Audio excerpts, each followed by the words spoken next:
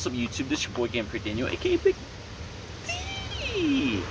And today we are unboxing the DF250RTT from 360 Powersports. It came directly from a dealership in Dallas, Texas. 2 weeks, took 2 weeks of shipping to get to my place, but it's finally here.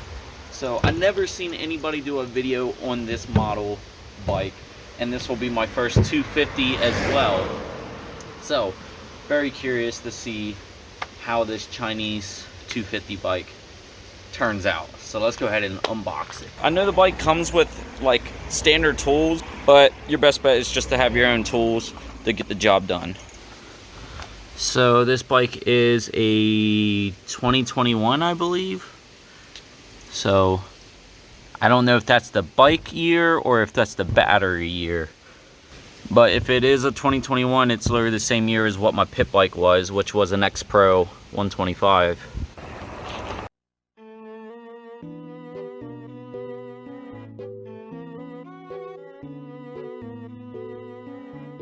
Shipped by R&L carriers. So they were also the ones that shipped my X Pro 125 pit bike. Also shipped my X Pro Bali 150 scooter, and now they shipped the DF Fang 250.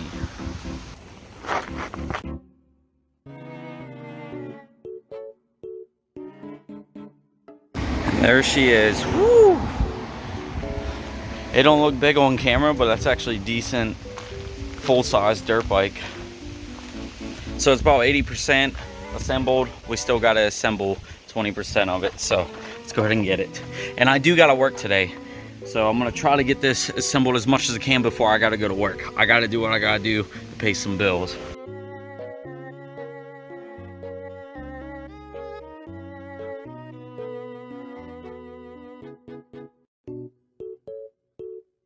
You guys watch my other bike videos with the whole unboxing with the scooter and the whole unboxing with the pit bike.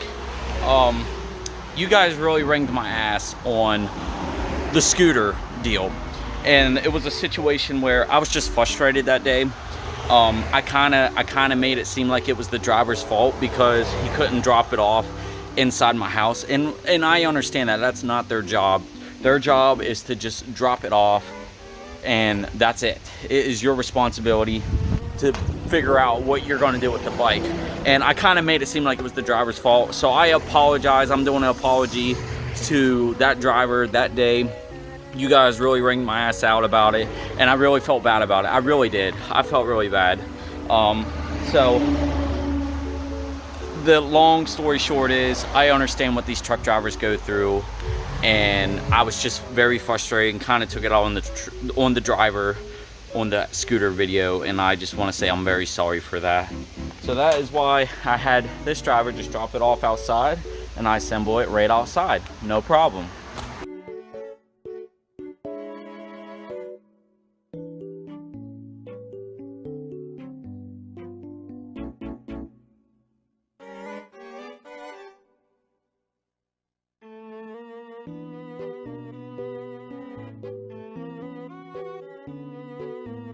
So I believe the rear tire is an 18-inch and the front is a 21-inch.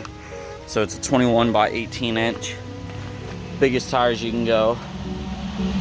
So yeah, let's go ahead and get this sucker. We got the fender strapped on here. Boxes. Pretty sure the battery's in here. Ah, man, for a Chinese, that exhaust looks mean.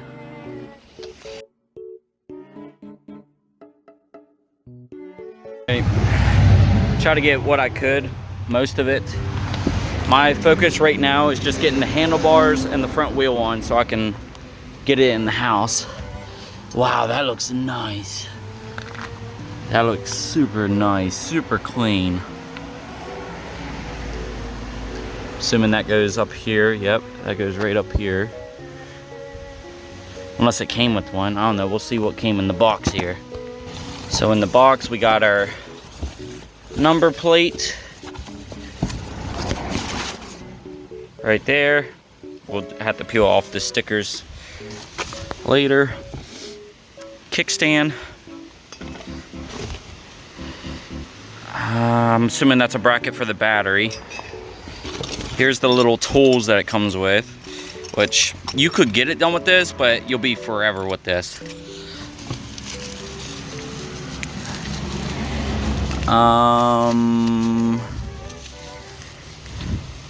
Not really sure what that is at the moment. Here's the manual. Here's my certification. So it is a 2021, weighs 270 pounds, and it is a Fang DF250RTT. And right here's the battery.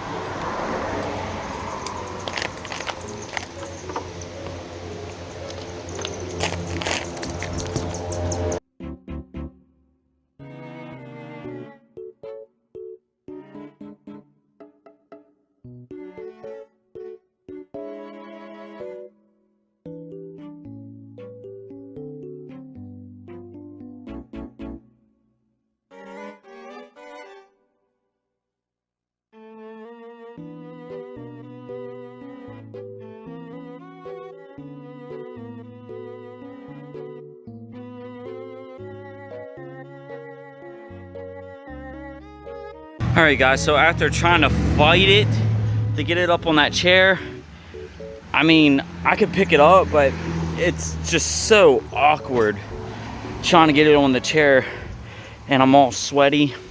So I was like, fuck it, I'll put it upside down, put the wheel on that way. Alright guys, so I had my wife at least helped me wheel it inside the house, so that way I can get ready to work. So to be continued, I will be right back. And it's right there. Nothing is really installed yet, but just have it in here for now. 7 hours later. Well guys, I'm back. Just got off work. So I'm back now and gonna be charging the bike battery up. And I'll just work on it first thing in the morning. But while overnight, I'll have the bike battery charge up and be ready to charge. Alright, so I had the battery charging up. It's upside down, but it's charging. Here's something funny I noticed. The manual for this bike is for a super bike. It's pretty much like a freaking crotch rocket. Like, look at this. Hold up. Look. Headlights, rear mirror. It's a picture for this bike. This is a dirt bike, not... Yeah. Speedometer. So it's not even the right manual for this bike, even if you wanted to use it. And it does say this bike weighs 450 pounds. 450 pounds. So, and it's a 223. So it's not like a true 250. But it is a 223. But the model number is a DF250RTT. So it is a 250, but the CC is 223, which is weird. And it is 2021. So yeah, I'm gonna go ahead and get this bike put together somewhat. Also, later tomorrow, I have to get new oil. I went and picked up oil for this bike thinking it was 10W40, and here this bike takes 15W40. So I have to go out and get some oil for it as well. Says it right on the bike right there, 15W40. Front weighs 201 pounds, rear weighs 327 pounds. PSI is 36 PSI. It's a 21-inch front and 18-inch back. Now, I just gotta figure out how to pick up this back fender up so I can install the shock. And it's not technically light. So I can pick it up. It's just the fact, how am I gonna hold it there and get my tools and screw in the shock? I don't know, I might wedge something in there. Actually, I figured it out. Just lay the bike on its side, and then we'll go ahead and get this shock installed here. So that's what I'm gonna do.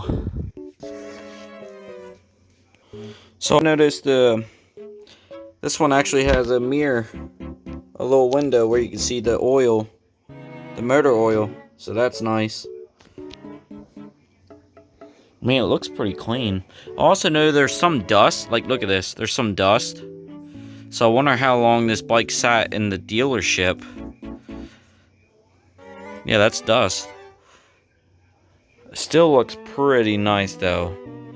Like, that's pretty nice. The exhaust looks pretty mean. Black engine. Oh, that's sweet. That black engine looks nice. What does this go to? Interesting. So, like I said, this is my first 250, and it's nice to actually, like, admire what's going on here. So, it's pretty nice. For a Chinese bike, this looks pretty clean. You just gotta line it up. This piece does move. You can move this piece. Yeah, you can move that piece. It's part of the shock. I just wanted to let you guys know this. To be able to get the kickstand on with the spring, you're gonna have a hell of a time trying to get this spring on if you don't have this tool. This is a hook that hooks onto this, and you pull the spring down easy. If you're trying to use vice grips, it's very hard. So, like, I mean, there's other ways around it, but if you don't have this tool and this does not come with the bike, it's going to be really hard to get this stand on. So it just goes like this.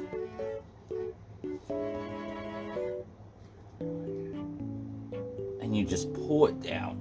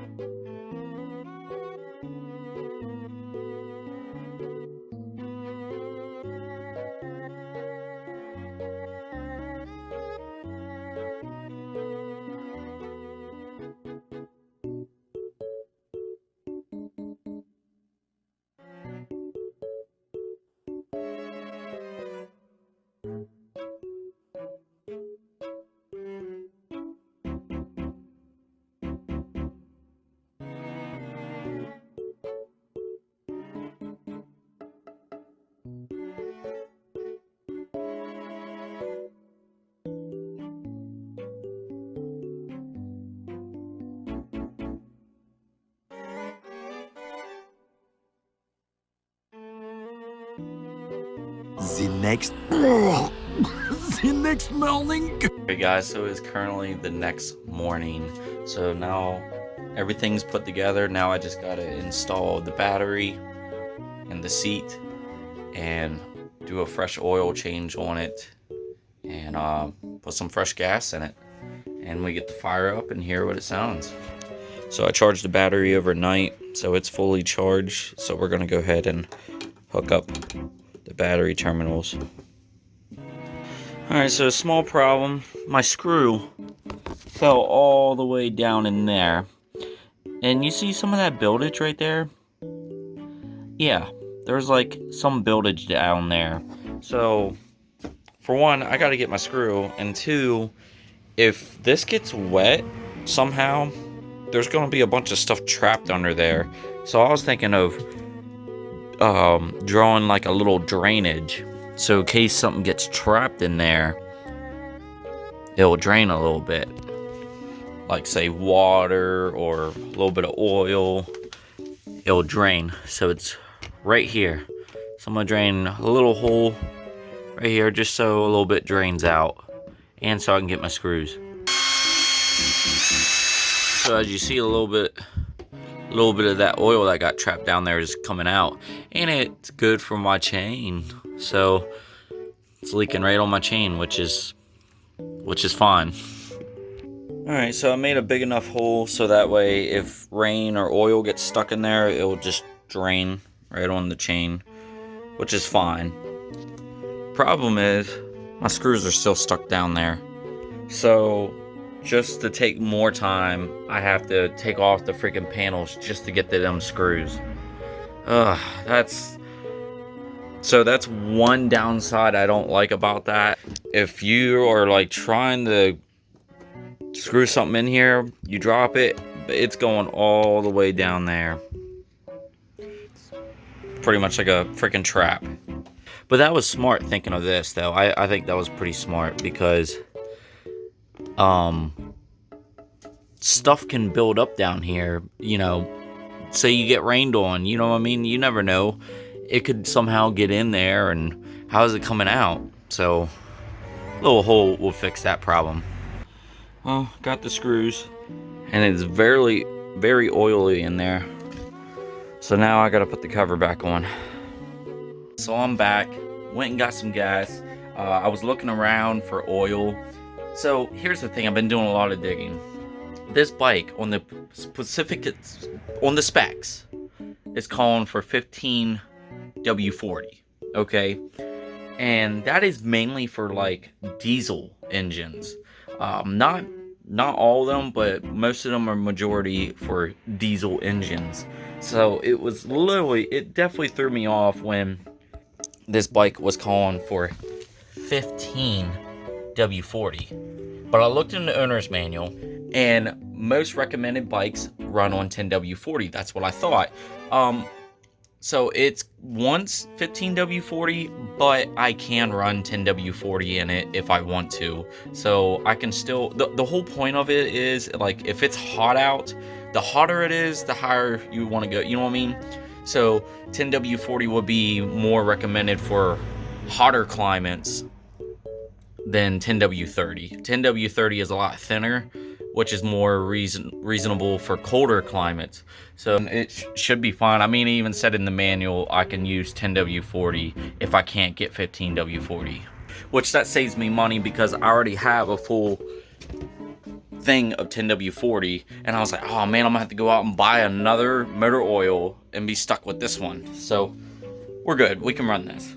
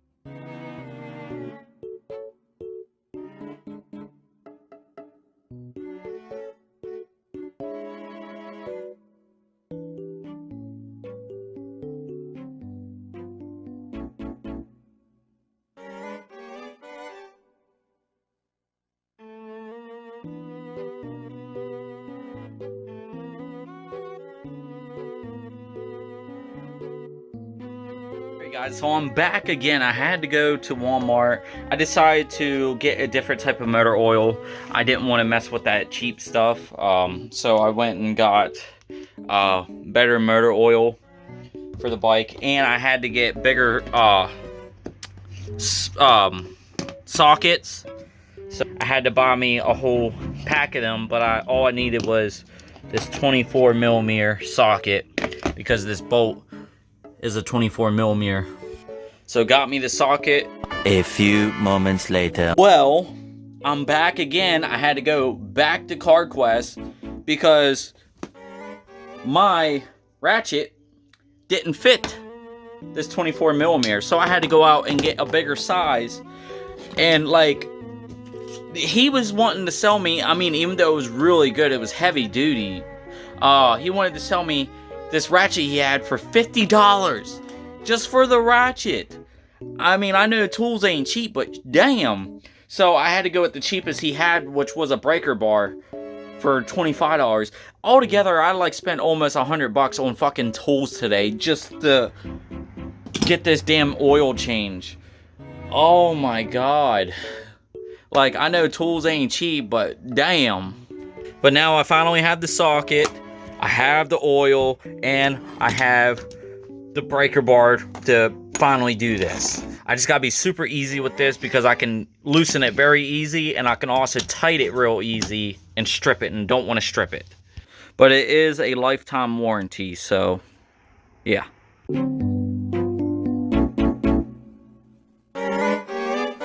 So this is righty-tighty, lefty-loosey. So we need to go. This is right, this is left.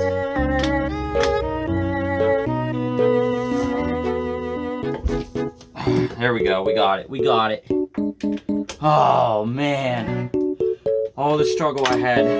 I mean, all you gotta do, you just gotta work more. So you have to put it like this, boom, boom, boom. You just gotta work more, but I don't care about that. Alright, oil's coming out. So, you gotta make sure there is a spring in there. Yep, there's the spring. See the spring? So, there's the bolt, it's draining. That's what the oil's looking like. We got the filter, we gotta wipe that out, get it cleaned.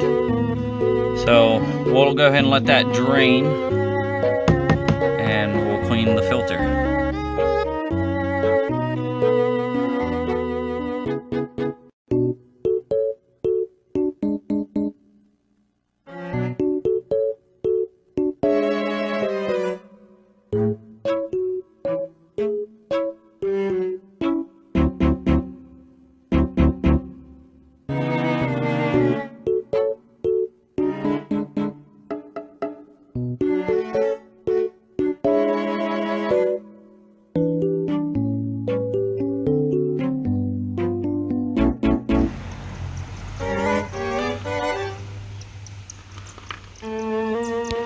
Alright guys, it's gonna be the first fire up, so let's go ahead and try it out.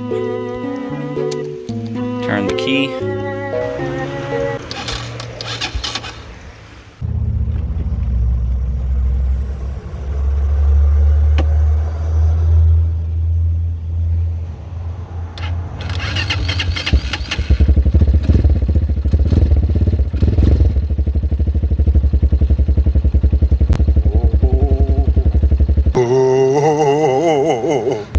That sounds nice.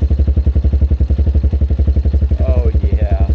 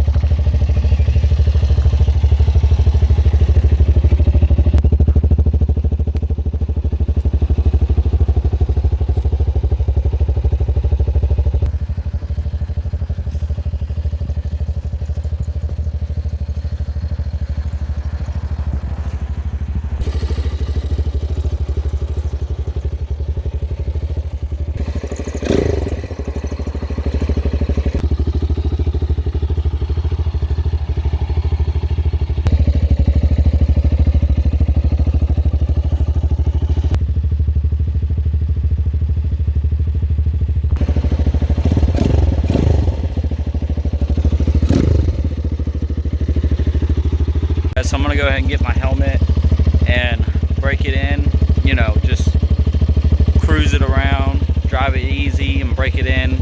About 5-6 hours is like break in, they say. So, but I will get some videos of me riding it around.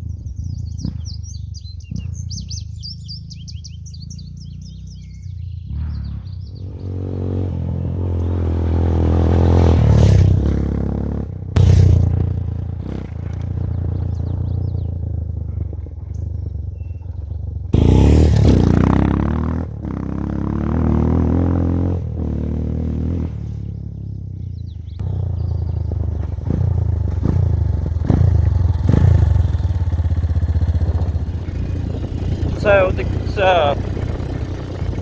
suspension feels nice. It's a little stiff though, but it still feels pretty nice. The throttle control feels nice. I can feel the power in the palm of my hand. They claim this bike can reach 70 plus. They claim it can reach 70 miles per hour. So, I guess we'd have to find that out once we break it in. But overall, I'm loving it. Very smooth, I'm not gonna lie. So the bike has 5 gears, and just like a regular dirt bike, it's down for first gear, up for second, third, fourth, and fifth. If you want to put it in neutral, you put it in first, and you half click it. If you do a half click, puts it in neutral.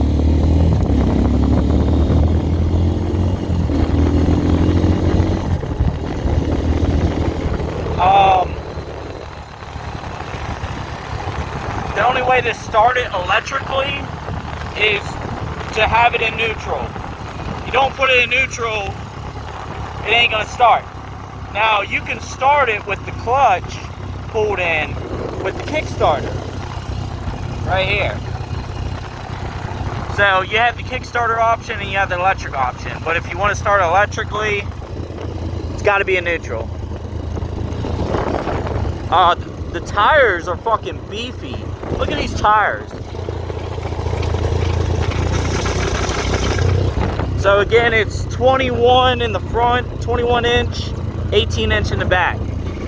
But man, I tell you, going from a 125 pit bike to something like this, full size, big difference, big difference.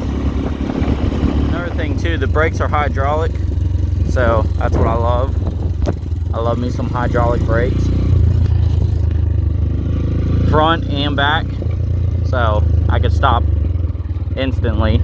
It's super nice.